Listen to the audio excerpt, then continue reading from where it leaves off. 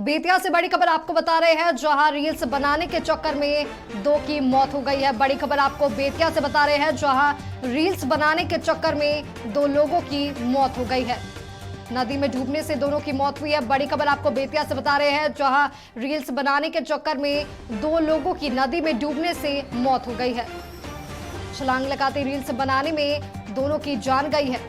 बड़ी खबर आपको बेतिया से बता रहे हैं, जहां रील्स बनाने के दौरान दो लोगों की मौत हुई है। छलांग लगाते समय रील्स बनाने में दोनों की जान चली गई है।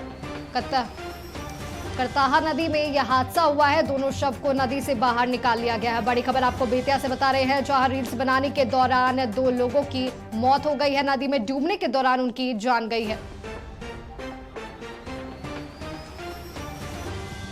अधिक जानकारियों के साथ हमारे सहयोगी चंदन चौबे हमारे साथ जुड़ चुके हैं। चंदन, बेतिया में रील्स बनाने के दौरान दो लोगों की मौत हुई है, क्या है यह पूरा मामला?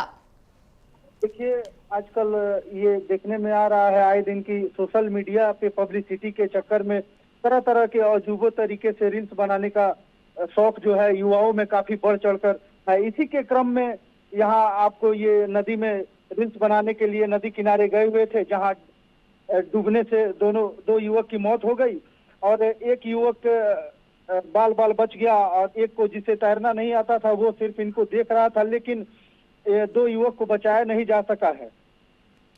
जी चंदन, पुलिस की ओर से क्या कुछ कार्रवाई की गई इस मामले पर? देखिए, पुलिस अपने स्तर से पूरे ग्रामीणों से बात कर रही है और इस पे समझाने का काम उनके द्वारा किया जा रहा है, जागरूक किया जा रहा है कि इस तरह की नादानी ना करें, नदी के तेज बहाव से दूर रहें।